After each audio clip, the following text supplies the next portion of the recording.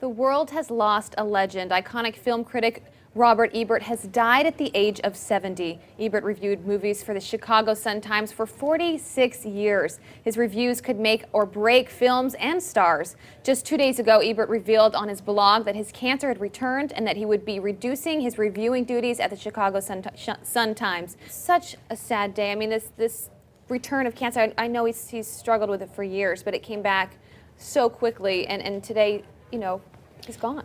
That's right. I mean, I want to say that it's sort of sudden, but it's not. I mean, he struggled with cancer, I think first thyroid cancer back in 2002, then it moved on to certain areas of his throat. As we know, he had sort of a really second act where his entire jaw was removed and he couldn't speak and he couldn't talk. So, you know, he sort of had this transformation from being a movie critic that was out and about to still being a movie critic, but having a second sort of act, I guess. And he looked different after that. I mean, we've kind of gone through all of these stages with him.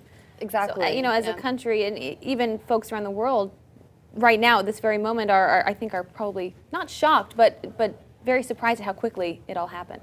Yeah, I mean, you know, the funny thing about him was that he actually, I feel like, almost became more prolific after he lost the ability to talk, just because he had Twitter and a lot of social media platforms available to him.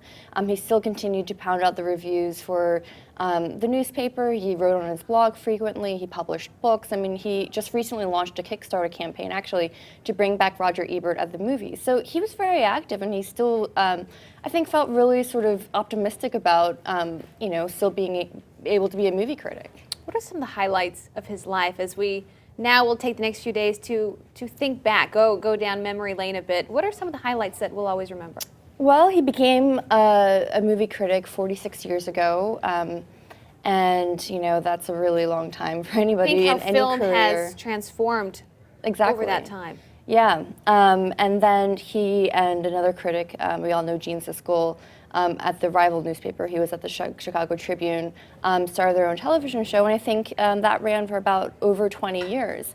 And you know, when you think back on your childhood and you think about what sort of introduced you to movies and who offered you that critical perspective, it was really these two guys. I mean, everybody remembers the two thumbs up. Everybody remembers them really actively getting at each other in front of the cameras and being really animated, to the point where Siskel will call Ebert fat, and that sort of became a running joke.